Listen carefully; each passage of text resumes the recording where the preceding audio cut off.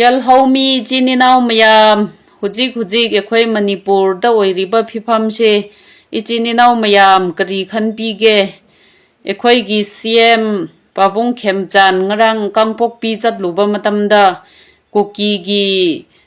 leader Sing Mokoi Kra Peace Pamba Kangbu Haishara Mokoi na harau na welcome Tauraga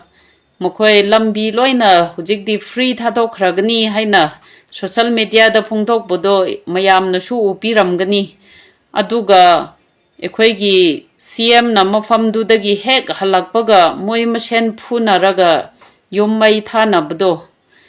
yalhaumi chininau mayam maduna takpadi kuki community marakta peace pam daba kangbu khra laye hebsi ekhoina uba phange ko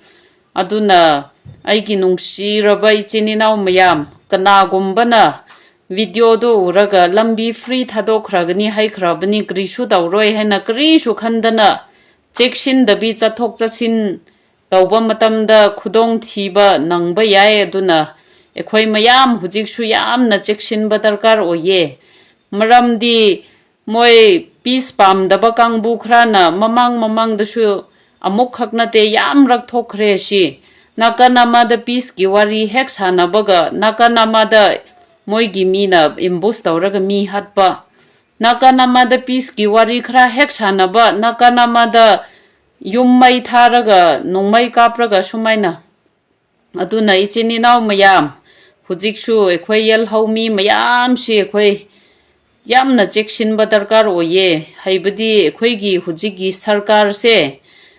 khoidagi matik chadaba khoidagi pangan laitaba sarkar ni hainingi ko hujik phauba ekhoigi ichininau taruk mokta lairibasigi tha ahum suraba phaubada justice piba ngamdaba sarkar sibu khoidagi matik chadaba sarkar ni haibada haiman bathokroi aduna ichininau mayam khudong thiba lakpakanda ekhoigi sarkar sina ekhoigi damakda machetama lepi gadawba laite ekhoi yalhaumi bu kanbi gadawba laite aduna isa na chekshin ba natana upai leite aduna ichininau mayam ekhoi jat ki jat naidana nangna adu jati ni aina adu jati ni haina dabida ekhoi manipur gi yalhaumi mayam si ekhoi ichininau makni ekhoi iamat tani haina khallaga ekhoi pangan amat toina hujiki lansi thengna minarase hebisi ai social media gi through da aigi nungsiraba ichininau yalhaumi mayam gi mufamda ai phongthok jabani ko hello mayam ngasidi ai ekhoi manipur gi yalhaumi oiriba aduga kuki community singi marakta khetnaba character sing ai khajiktang haijarake mayam amadi laikhre du loinamak do hairadi video do yam sangani aduna ai khitang khanthokraga maroi bokhoi do ai haijarake aduna kuki mayam noi waraugnu haibdi aina hujik haijarakadawba noiga ekhoigi marakta khetnaba leibasi asidi semjin sajin ba matte yaudigo achumpa ngaktani mi mayamna ikhang khangba yuba adugumba noi kuki ga ekhoi yalhaumi gi marakta khetna basi ai asi hairak ka dawribani aduna mayam ai ihan hanna haujarake ahan bada hujik si blockade si ekhoi yalhaumi naga Meitei na su tawe aduga kuki sing na su tawe asida khetna basi ekhoi naga Meitei na blockade tawbusi acha thak pusinba thingba or pharaga mai athokpam manghanba sumaina blockade si ekhoi si tawe aduga kuki singna blockade tawbusina ekhoi yalhaumi na purakpa podo pharaga mai tharaga manghanba natabida moi pusinlaga dum sijinnaba aduga chaba yaba potlam yauragana moi adum chaba aduga angang macha mama na pamjariba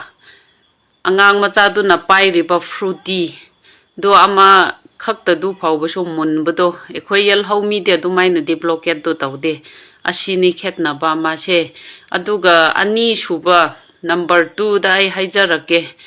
2023 3rd May dagi hauraga ngasi phauba manung sida kuki ga ekhoi Manipur gi yal haumi ga lan jatharakpa manung sida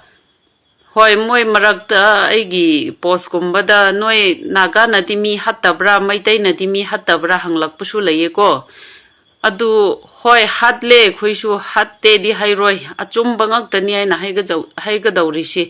adubu asukuina lan jatharak basida ekhoina mi pharaga tamthina hatkhi basi leite landa kapna ringai da sokraga hoi siba gumba hatpa gumbadi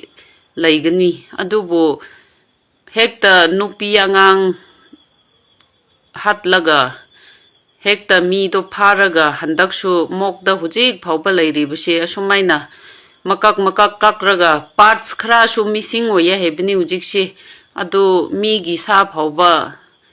chabdo ekhoi yal haumi na te adu gombadi taude ko asisu achauba khetna ba mani aduga amok ahum subada ekhoi Manipur gi yal haumi mayam si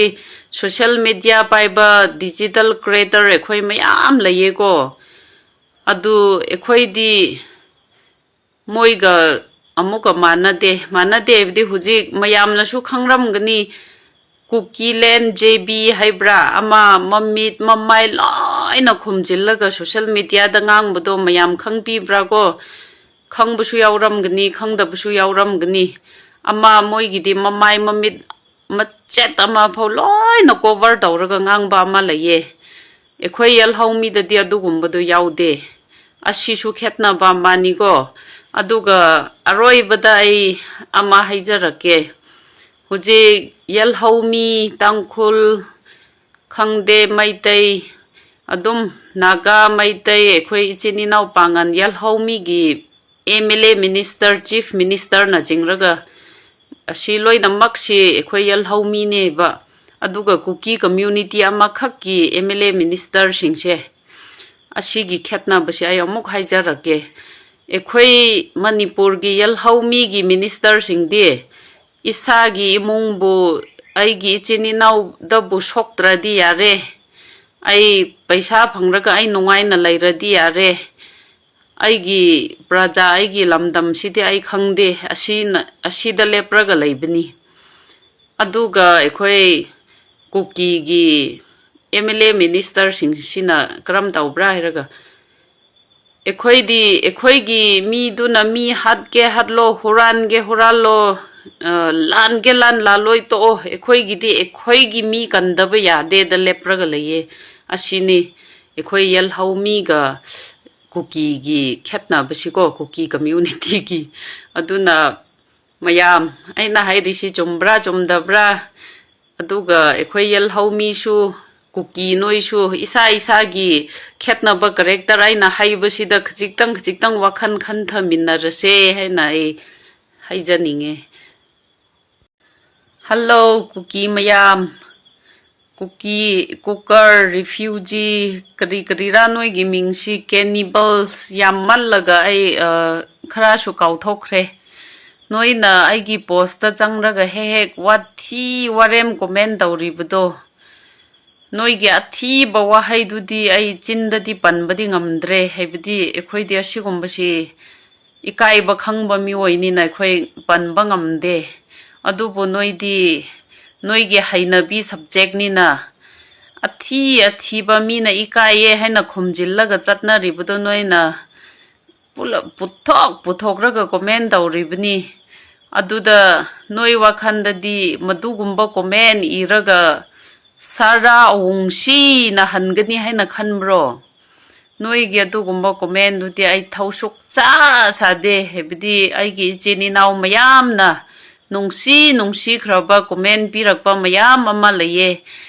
ekhoi tampak dagi chini naw ekhoi gi Meitei yal haumi mayam na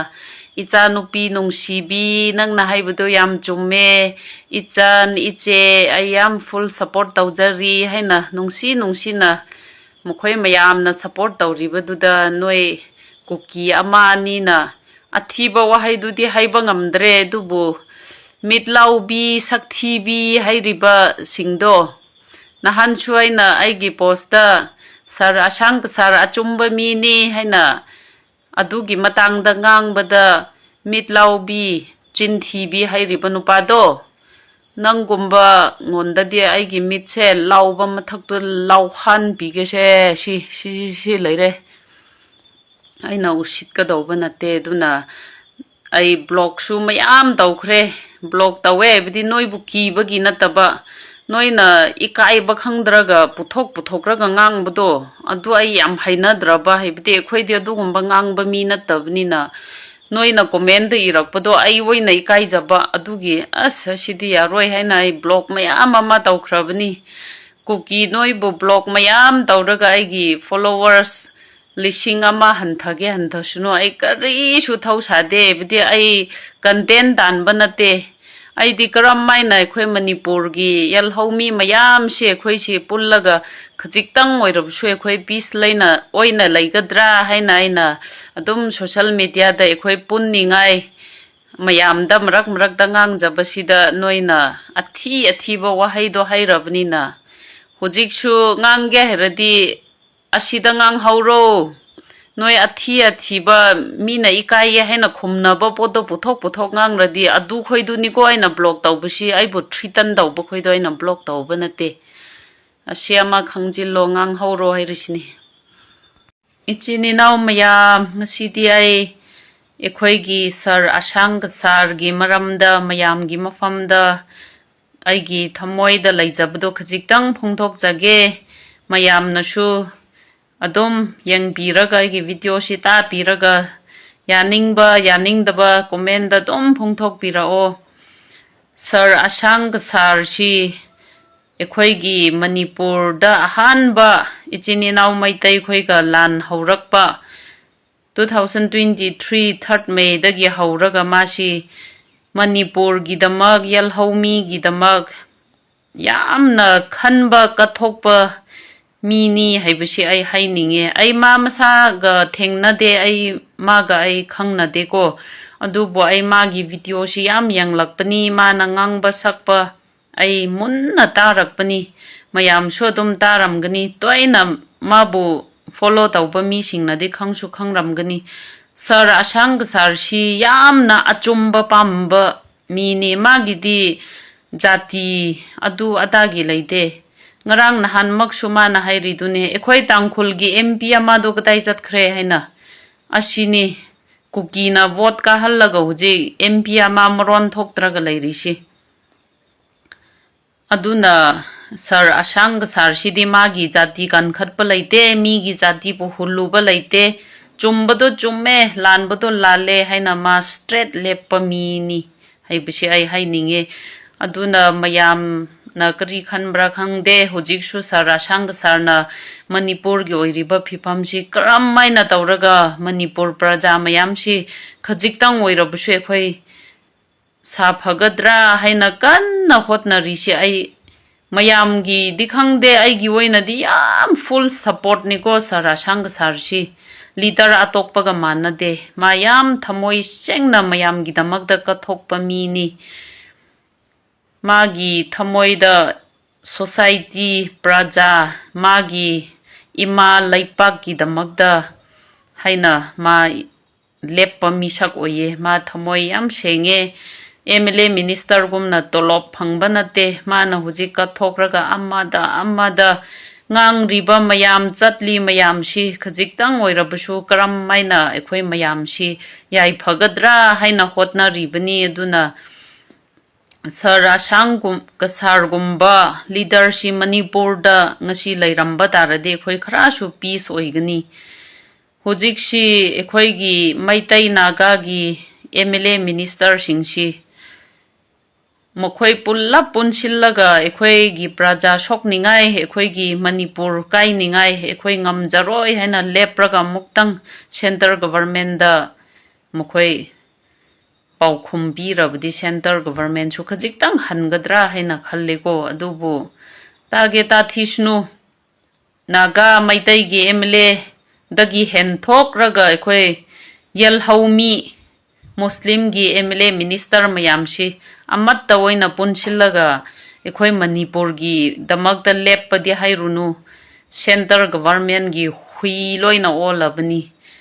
yes yes ꯌꯦꯁꯇ ꯑꯗꯨꯕꯨ ꯑꯩꯈꯣꯏ ꯃꯌꯥꯝ ꯄ꯭ꯔꯖꯥꯁꯤ ꯑꯃꯠꯇ ꯑꯣꯏꯅ ꯃꯥꯟꯅꯔꯒ ꯑꯩꯈꯣꯏ ꯂꯦꯞꯃꯤꯟꯅꯁꯦ ꯁꯥꯔ ꯑꯁꯥꯡ ꯁꯥꯔꯁꯦ ꯑꯩ ꯃꯥꯁꯦ ꯐꯨꯜ ꯁꯞꯄꯣꯔꯠ ꯇꯧꯋꯦꯀꯣ ꯃꯌꯥꯝꯒꯤ ꯋꯥꯈꯜ ꯀꯔꯤ ꯂꯩꯕ꯭ꯔꯥ ꯑꯩ ꯈꯪꯗꯦ